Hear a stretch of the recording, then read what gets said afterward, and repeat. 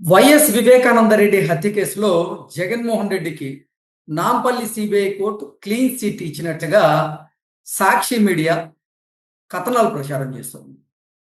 సమీప బంధువు చనిపోతే ఎవరైనా సరే బంధువులకి సమాచారం ఇవ్వడం అనేది అది తప్పు కాదు అన్నట్లుగా సిబిఐ కోర్టు చెప్పినట్లుగా, అలాగే వైఎస్ వివేకానంద రెడ్డి హత్య కేసులో జగన్మోహన్ రెడ్డిని విచారించాల్సినటువంటి అవసరం లేదు అంటూ నాంపల్లి సిబిఐ కోర్టు తేల్చి చెప్పినట్లుగా సాక్షిలో కొన్ని కథనాలు అయితే వస్తున్నాయి. అయితే దీని మీద ఇప్పుడు సునీతారెడ్డి గారు కూడా అప్పీల్కి వెళ్ళబోతున్నట్లుగా తెలుస్తుంది. దీని మీద మనం పూర్తి స్థాయిలో విశ్లేషణ చేసుకున్నాం. ప్రస్తుతం మనతో పాటున్నారు ప్రముఖ రాజకీయ విశ్లేషకులు, ప్రముఖ సీనియర్ జర్నలిస్ట్ డివిఎస్ గారు. వారితో మాట్లాడదాం. సార్ నమస్తే. సార్ నమస్తే. వైఎస్ వివేకానంద రెడ్డి హత్య కేసులో జగన్మోహన్ రెడ్డికి Nampally CBI court clean chit ఇచ్చినట్టుగా ఇప్పుడు సాక్షి మీడియా కొన్ని కథనాలను అయితే ప్రచారం చేస్తూ ఉంది. అంటే వైఎస్ వివేకానంద రెడ్డి హత్య కేసులో జగన్మోహన్ రెడ్డిని విచారించాల్సినటువంటి అవసరం లేదు. సమీప బంధువు చనిపోతే ఎవరైనా సరే బంధువులకి సమాచారం ఇస్తారు, దాన్ని తప్పుపట్టాల్సినటువంటి అవసరం లేదు అన్నట్లుగా నాంపల్లి సిబిఐ కోర్టు జగన్మోహన్ రెడ్డికి క్లీన్ చిట్ ఇచ్చినట్టుగా సాక్షి మీడియా ప్రచారం చేస్తూ ఉంది. అయితే దీని మీద ఇప్పుడు వైఎస్ సునీతారెడ్డి ఆవిడ అప్పీల్కి వెళ్ళబోతున్నట్లుగా కొన్ని వార్తలు వస్తున్నాయి. దీని మీద మీ విశ్లేషణ ఏంటి సార్? అంటే వివేక హత్య రక్తం జగన్ చొక్కా మీద పడలేదా? ఓకే, క్లీన్ చిట్ ఇచ్చింది అని మీరు ప్రచారం చేస్తున్నారు. సాక్షి మీడియా, వాళ్ళ యొక్క కూలి మీడియా, నీలి మీడియా. అంటే ఆ రోజు చిందినటువంటి వివేక రక్తం జగన్ షర్ట్ మీద పడలేదు అని క్లీన్ చిట్ ఇచ్చారా? ఇక్కడ క్లీన్ చిట్ అంటే ఏంటి? ఇప్పుడు నేను కూడా చూశాను. న్యాయమూర్తి గారు నాంపల్లి సిబిఐ కోర్టు నిన్న ఇచ్చినటువంటి ఆ జడ్జిమెంట్ లో బంధువు చనిపోతే సమాచారం ఇవ్వటం సహజం, జగన్మోహన్ రెడ్డికి సమాచారం ఎప్పుడు అందింది అనే విషయం మీద ఆయన్ని విచారించాల్సిన అవసరం లేదని ఆయన అన్నారంటూ వీళ్ళు ప్రచారం చేస్తున్న నేపథ్యంలో అసలు ఇక్కడ ఇష్యూ ఏంటంటే, వివేక హత్య కేసు దర్యాప్తు ముగిసిందా, ముగియలేదా? ఈ దర్యాప్తుని ఇంకా పునర్విచారణ చేయాలా, కొనసాగించాలా, వద్దా? కోర్టు చెప్తే చేస్తాను అంది సిబిఐ. సుప్రీంకోర్టు ఏమంది? సరే అదేదో కోర్టే చెప్పమనండి, మీరు ఆ కోర్టులో వెళ్ళండి అని చెప్పింది. ఈ కోర్టు ఏమని చెప్పింది? ఏది సగం చేయమని సగం వద్దని చెప్తుందా? మనకు అదే కనపడుతోంది. పునర్విచారణకు ఆదేశించారు, ఏది దర్యాప్తు కొనసాగించమన్నారు. దర్యాప్తు కొనసాగించమనే ఇదే ఉంది తప్ప ఎక్కడి వరకు దర్యాప్తు చేయాలి, ఎక్కడి వరకు దర్యాప్తు చేయకూడదు, ఎవరిని ప్రశ్నించాలి, ఎవరిని ప్రశ్నించకూడదు, ఇదంతా కూడా న్యాయమూర్తి గారే చేస్తారా? ఇప్పుడు అది ఎవరు చేయాలి? దర్యాప్తు సంస్థ కదా చేయాల్సింది. ఇక్కడ కొంత గడబడవుతారు. ఏంటి ల్యాబ్స్ కనపడుతున్నాయి. గతంలో కూడా ఇలాగే హైకోర్టు కొద్దిగా గీత దాటింది.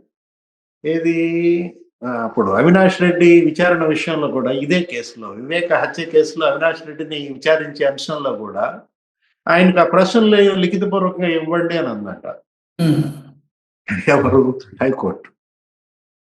అంటే ప్రశ్నలు ఏ ప్రశ్నలు వేయాలి, ప్రశ్నలు ఎలా ఇవ్వాలి, ఇది కూడా కోర్టులే చెప్తాయా? హైకోర్టు ఇప్పుడు ఆ రోజు మాట్లాడిన మాటలు మౌఖికంగా ప్రశ్నలు అడగాల? విచారణాధికారి ఎలాంటి ప్రశ్నలు అడగాలనేది నిజంగా కోర్టు ఎందుకు ఇన్వాల్వ్ అయిందంటారు? అక్కడే సుప్రీంకోర్టు దానిపైన ఫైర్ అయింది. సునీత మళ్ళీ అప్పీల్కి వెళ్ళినట్టున్నారు. అప్పీల్కి వెళ్తే అప్పుడు ఎవరున్నారు? సీజేగా చంద్రచూడ్ గారు ఉన్నారు. చంద్రచూడ్ మామూలుగా మండిపడలేదు. సుప్రీంకోర్టు చీఫ్ జస్టిస్ ఫైర్ అయ్యారు అనమాట ఏపీ హైకోర్టు మీద, తెలంగాణ హైకోర్టు మీద. ఏమని? అసలు లిఖితపూర్వక ప్రశ్నలు ఇవ్వండి అని మీరు ఎలా చెప్తారు? ఆ స్వేచ్ఛ దర్యాప్తు సంస్థది. Let the CBI may decide. ఏంటి అసలు ఏ ప్రశ్నలు అడగాలి, ఏ ప్రశ్నలు అడగకూడదు, ఎలా ప్రశ్నించాలి, దర్యాప్తు సంస్థ యొక్క స్వేచ్ఛ. అధికారంలో న్యాయస్థానం ఎలా జోక్యం చేసుకుంటుందని ఎవరన్నారు ఆ మాట? సుప్రీంకోర్టు సీజే అన్నారు. మొన్న హైకోర్టుకు పడ్డ అక్షంతలే ఇప్పుడు ఈ నాంపల్లి కోర్టు కూడా పడతాయా? ఏది ఇప్పుడు మీరు దర్యాప్తు కొనసాగించండి అని చెప్పండి, పునర్విచారణ చేయండి అని చెప్పండి, అంతేగాని వాళ్ళని అడగద్దు వీళ్ళని అడగండి. ఇప్పుడు అర్జున్ రెడ్డి లేకపోతే అతనెవరు ప్రకాష్ రెడ్డి ఆ తండ్రి కొడుకు, లేకపోతే కిరణ్ యాదవ్ అతనెవరు సునీల్ యాదవ్ అన్నదమ్ముడు, వీళ్ళ మధ్య ఆడియో సంభాషణల మీద విచారించమందంట. ఆడియో సంభాషణలు క్లిప్స్ చాలా వైరల్ అయ్యాయి, వీళ్ళయ్యే కాదు కదా. అవినాష్ రెడ్డి ఎవరెవరితో మాట్లాడారు, సునీతే పెద్ద పవర్ పాయింట్ ప్రజెంటేషన్ ఇచ్చింది. ఫలానా నంబర్ వాట్సాప్ కాల్, ఫలానా టైం నుంచి ఫలానా టైం దాకా అతను బిజీగా ఉన్నాడు, ఆ నంబర్ నుంచి ఈ నంబర్కి వెళ్ళాయి, ఈ నంబర్ ఎవరిది, అవినాష్ ఎవరికి ఫోన్ చేసి చెప్పాడు, ఆ టైంలో ఏ టైంలో హత్య జరిగిన సమయం అర్ధరాత్రి 1:30 దగ్గర నుంచి 2:30, 3 దాకా. అంటే అసలు ఇప్పుడు ఒకటి విచారణ కొనసాగించాలా వద్దా, కోర్టు చెప్తే కొనసాగిస్తానంటది సిబిఐ, అంటే బంతిని కోర్టులో దంటది. ఓకే, మరి కోర్టు ఏమంటది, ఆ బంతిని అటు దన్ను ఇటు దండబాకు, ఈ కోర్టులో ఆడు ఆ కోర్టులో ఆడబాకు, ఈ షాట్ కొట్టు ఆ షాట్ కొట్టబాకు, ఈ విధంగా బౌలింగ్ చేయి స్పిన్ బౌలింగ్ వేయబాకు. ఇట్లాగా ఈ విధంగా ఎంపైర్ చేస్తారా క్రికెట్ లో అయినా సరే లేకపోతే ఫుట్బాల్ లో అయినా సరే. ఇది ఇక్కడ ఇవాళ వివాదాస్పదం అవుతారు. దీనిపైన చెలవలు పలవలుగా చర్చలు సాగుతున్నాయి.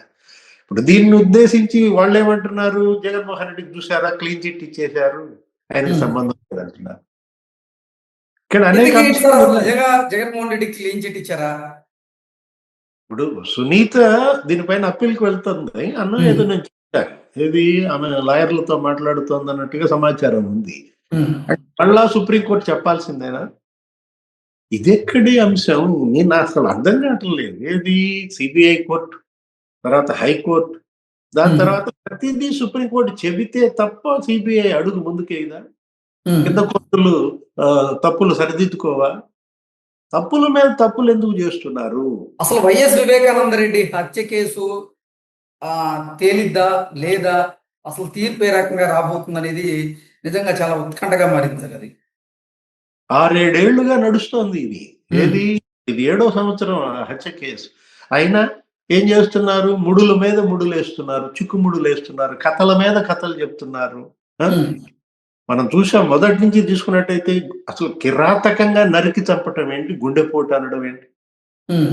గుండెపోటు అని ప్రకటించిన వాడు, మీడియాకు వచ్చి చెప్పినాడు, ఆ విజయసాయి రెడ్డిని అసలు ఇంతవరకు ప్రశ్నించారా, పిలిపించారా?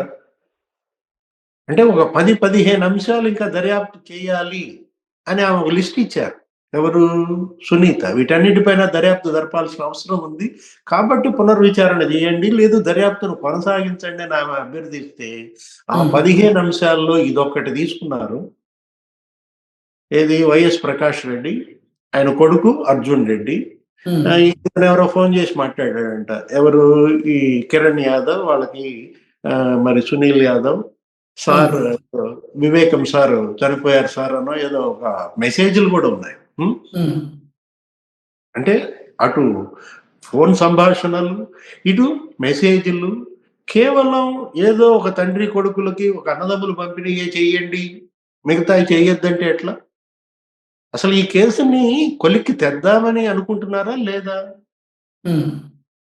హంతకుల్ని శిక్షిద్దామన్న ఆలోచనలో దర్యాప్తు సంస్థలు, కోర్టులు ఉన్నాయా లేదా?